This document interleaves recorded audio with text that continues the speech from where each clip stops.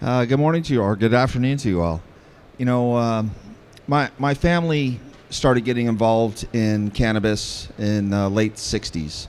My father discovered cannabis for the first time at the age of 30.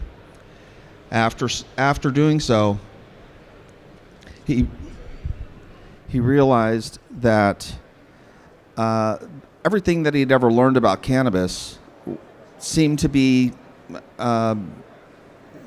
wrong. That all of the information that he had grown up with was something of a perversion of the truth or no truth at all.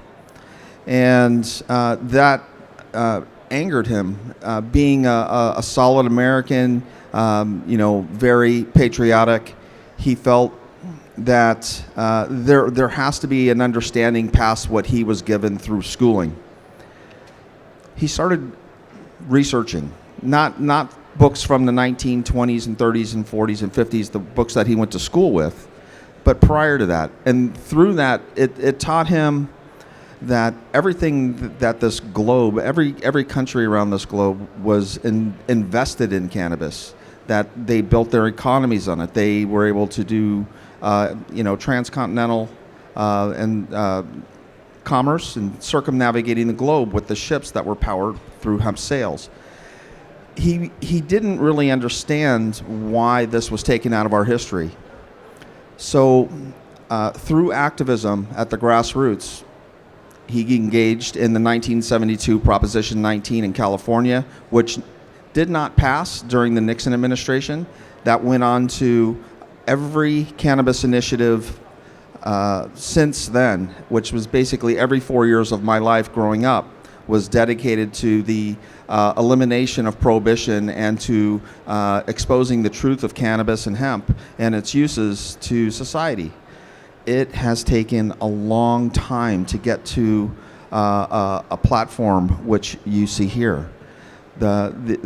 Many of these companies, whether they knew of my father's work or the other individuals in the United States over the last 50 years of dedicated activism, they are the recipients of that willful energy to be able to create commerce, to create opportunity, to create a way of not only taking care of ourselves, our families, but building businesses within our communities. One of the things that we have to continue to do is to educate ourselves about the past, because it will lay out the path for the future. I know a lot of these businesses that have come into this space, a lot of the people that have come into this space have come in because there is an economic opportunity, and that's great. We still have an enormous struggle ahead of us with understandings within our governmental structuring, because our government still holds true to the lies that created prohibition and the misunderstanding of hemp and cannabis and its uses within our communities, even to the point of denying almost exclusively that this was never part of who this country was, or who our country was, or who, Russia was, or who, Spain or France. All of these countries all engaged in cannabis commerce throughout their entire existence. We need to continue to advocate and become advocates for this plant. We need to be activists and find our voices, because you can't let the ones and the zeros that can be put into a bank account eliminate the need to correct the wrongs of the past in order to create a true and solid foundation for the future. Thank you, Dan. Thank you so much. And I just wanted to kind of go back to something that you said. You mentioned your dad's work, and there's a really famous book that he wrote, The Emperor Wears No Clothes. And I hope that's the correct title. I'm going off memory. It is. Thank you. The Emperor Wears No Clothes. It is a milestone in the history of cannabis legalization. And I just wanted you to share a little bit about that book, the intent, and is it still in print? Is it still available at this time? Okay, so my father, through all of this research that he had done after he discovered cannabis, he wrote a book. This book was called The Emperor Wears No Clothes, and it really defines a moment of time in the early 1900s that there was a willful change and a narrative that was created and adopted and pinned on this plant that was incredibly negative. And he went through with this book exposing what that was, who was behind it, what different industries would have been affected by the full utilization of hemp and cannabis, and really depicts a fairly frightening story of how the very wealthy, the very influential, the very powerful can really take a truth and subvert it so much that the new narrative seems to be the truth. And that book, throughout its description of the history of cannabis and hemp, from 2,000 years ago through 2010, was quite eye-opening, and it was considered the cannabis Bible. It was the book that inspired many people to stand up, find their voice, and to be heard and demand access to this plant in the United States.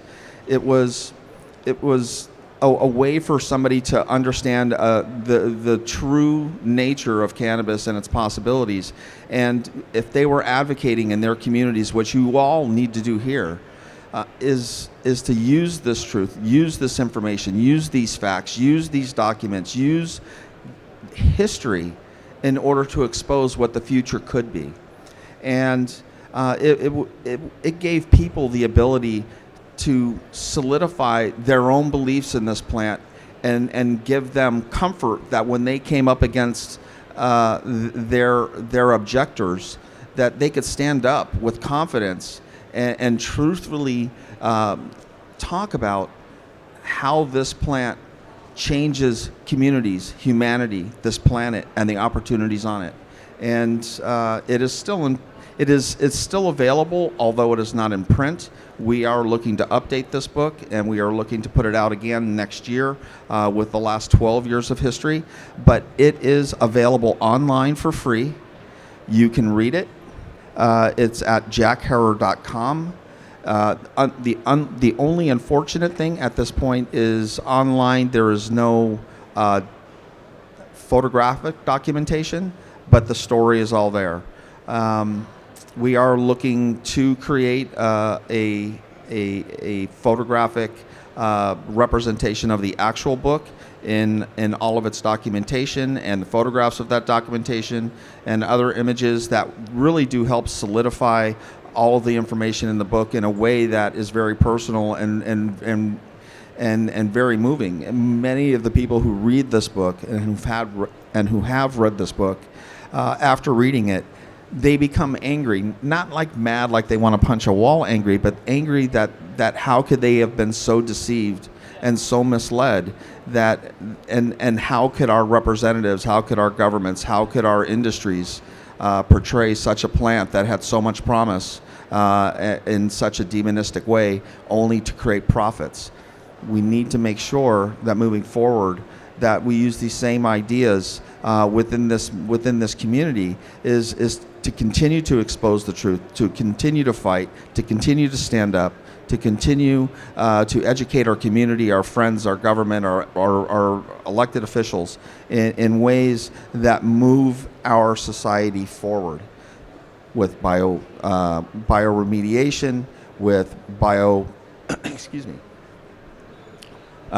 with eco-friendly products, be it paper, be it plastic, be it fiber, be it food, be it clothing. You know, so many of the toxins and pollutions that are being put into our air, our ground, our water are ending up in our food supply. That food ends up in us. So, you know, microfiber clothing ends up in our oceans. That ends up in our fish. We eat the fish. The fish gets ingested by us, and now we have microfiber particles in our blood because of pollution. These are things that we need to change. This is not acceptable moving forward. And we need to really embrace the truth, the facts, and the opportunities, both through science, through facts, through history, through documentation, and through activism. And that's where it's left to you. That it's you know, I can teach so much. She can fight so much as an attorney, but as a community, we need to be able to stand up, find our voices, stay true, stay strong, and change the opportunities that we have moving forward. Well, thank you for that, and I am excited about that book getting back in print. I can give you my commitment on record that my client, Your CBD Store, will have a copies for sale in every one of their 400 stores in the United States and their international stores here. So you have that commitment right now. And Dan is also continuing the legacy of his father. So he loves speaking about his dad and that history, but it's really important to know that in his own right, he's doing amazing work internationally all around the country. We've been together in St. Croix, in the Virgin Islands, Colorado, all around the United States, now here. Please tell us about the work that you're doing with the foundation, how you're using those funds, and how you're taking these connoisseurs of cannabis and bringing them together in your cups all around the world in order to make sure there's progress in the cannabis industry. Well, the foundation, I don't know if any of you have ever been associated with them. They're very tough and very hard to fund because most of them are self-funded if they're not funded by large corporations or very influential individuals. Cannabis education is not cheap. It requires a lot of travel, a lot of dedication, a lot of time on the road. And through the generous support of many within the cannabis industry, in the CBD industry, we've had the ability to go to speak in Nepal, in Morocco, and talk to the indigenous folks there that have been growing hemp and cannabis there, turning it into hash for thousands of years. We've gone to South America. We've been to Spain. I've been to Thailand I spent about 4 months engaging with the leaders of many of the provinces there, including representatives of the king before he passed. And this was about 2.5 years ago. And I was strongly advocating for cannabis and its opportunities for the people, both for the many, many health issues that they have there, which mirrors everything that happens anywhere else in the world, including the United States, and I'm sure including Britain. Last year, in December, Thailand legalized medicinal cannabis and hemp after many, many decades and generations of ignoring their own heritage.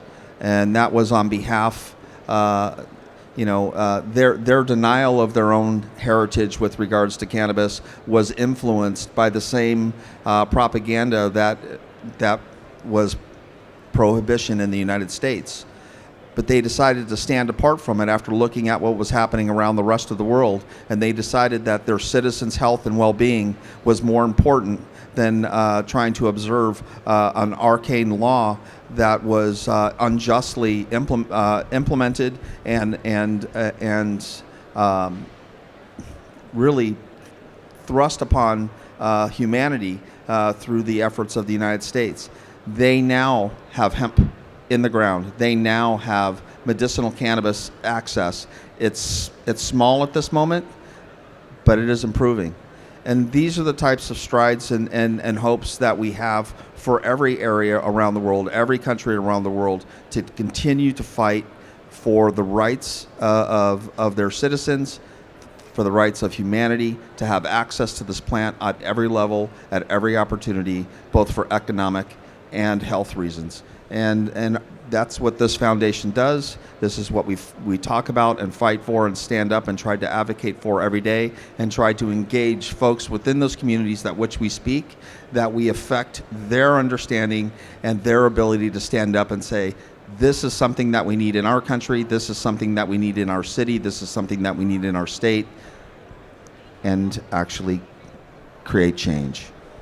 And I know we're wrapping up. The last thing I want to ask about is the JackHerr product line. And how does it feel to see a strain with your family's name in dispensaries all over the nation? I know True Leaf in Florida, they have a JackHerr strain, and it's just amazing to have met the man who's making sure that this doesn't die out, that the history of your family as well as the future of the plant doesn't die out. How does it feel? And tell us what the lineup looks like currently and things that we have to expect in the future. Well, the JackHerr products, which are more than just the THC version, we're very happy to say that we are expanding across the United States. We hope to have licensed products of a flower, a genetic that is named after my father, that has been available for almost 30 years around the world. And it's still quite humbling to me to go anywhere in the world and feel the accolades of my father's work and dedication to this plant and to this industry and to the emerging markets, that his beliefs and his teachings and his science and his research, how they've influenced other folks to find comfort in the opportunities that cannabis and hemp provide. And I'm always humbled to come to places like this and see folks dedicating their lives, their will, their time, their money in developing cannabis commerce. And these products, besides my father's name being out there, that's a very small part of the feeling that I get when I see cannabis in general, and I see the opportunities that young adults, elder adults are taking to embrace this plant and change their lives and change the economic opportunities in their families, in their cities. I am always completely humbled and grateful that I get to work in such an amazing environment and industry. And for all of you out there that use and create these companies, I thank you all and keep up the good work, and always know that it's intention, not profit, that makes your company. Well, thank you for your time. That was amazing to have this conversation with you. We look forward to all the other great things that you're going to be doing. Thank you, Cheryl. Thank you.